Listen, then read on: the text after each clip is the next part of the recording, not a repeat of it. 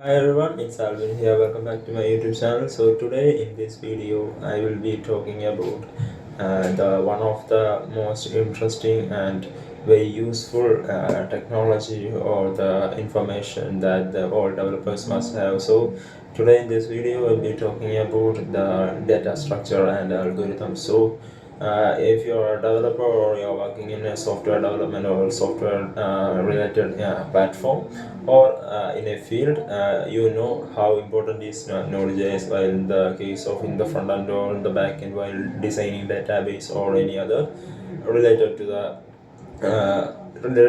logic of our business application. So the data structure and algorithm, which are one of the most informative and also one of the valuable skill that every developer should need.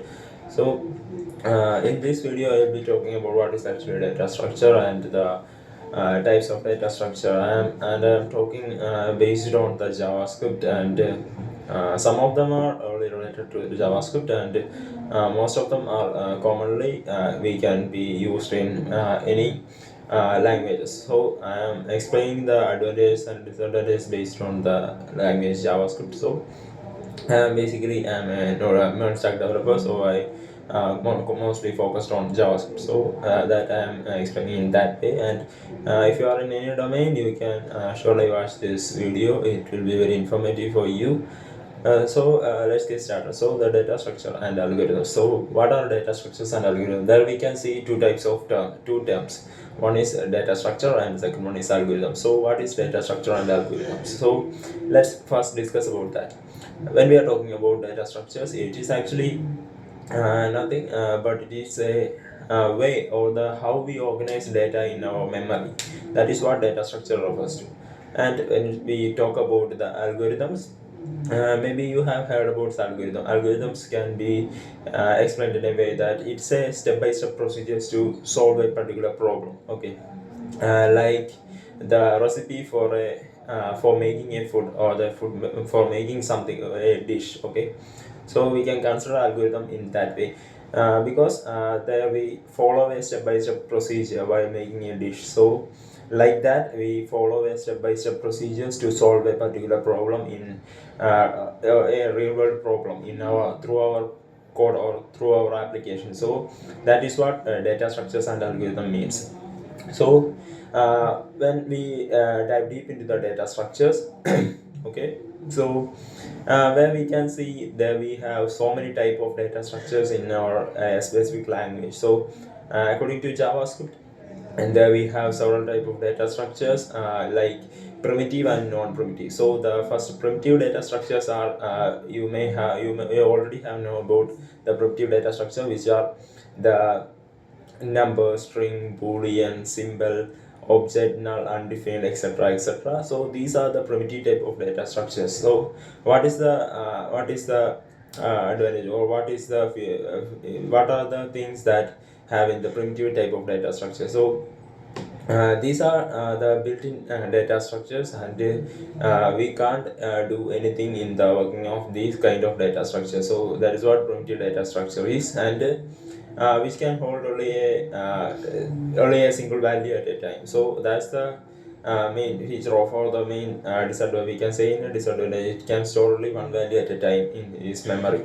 So that is what primitive data structure is. And when we came to the case of non-primitive data structure, there we have linear and a non-linear data structure. So there we encounter so many problems while learning data structures. We are encoding so many data structure over here in the non-primitive data structure. So there we have linear and non-linear data structures, and there we can see the tree, graph, try, heap, array, etc., etc. So in this case, let's discuss about what is array, what is tree, and what is graph, and etc., etc. So also there we have stack, queue, linked list, like data structures over here also.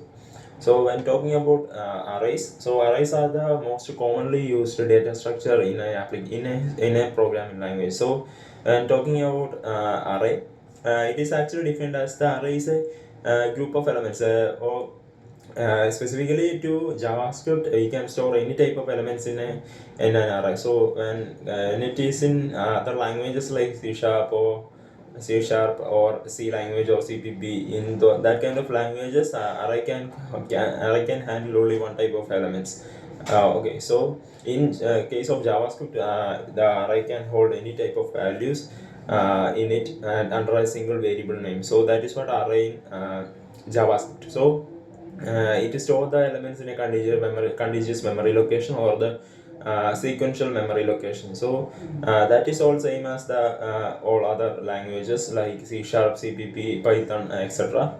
And when the case of linked list is totally different from array, which is actually we consider a value that is holding it as a node. Okay, so the node contains the value of the particular node, and it contains the reference to the next pointer. Okay, next node, which is a very effective way of using memory, and which is a effective data structure that we use. And also when we talk about the linked list, it is very memory efficient, because it is not storing the elements in a contiguous memory location. It is storing the data in a memory location where they were located in the different place in the memory, and they are connected together using the reference. So the so one node contains the data, and it contains the reference to the next node. So that's how the data is allocated, or data is stored in a linked list data structure. And there also have data structures like stack, queue,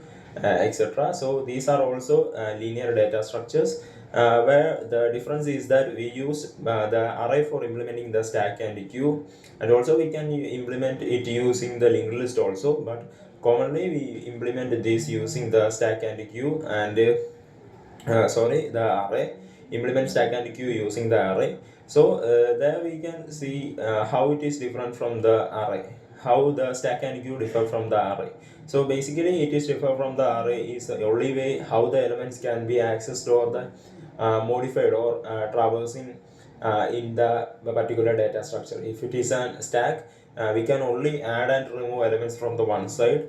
That's the case when we are using stack. And in the case of queue, we can only add an element from one side, and we can only remove element from the opposite side. If we are adding it from the front and adding it from the rear and removing it from the front. So that's how the operation happened in the queue data structure. So that's all I have to talk in this video. I hope it will be very informative and understanding for you guys. So that's all in this video. Thank you.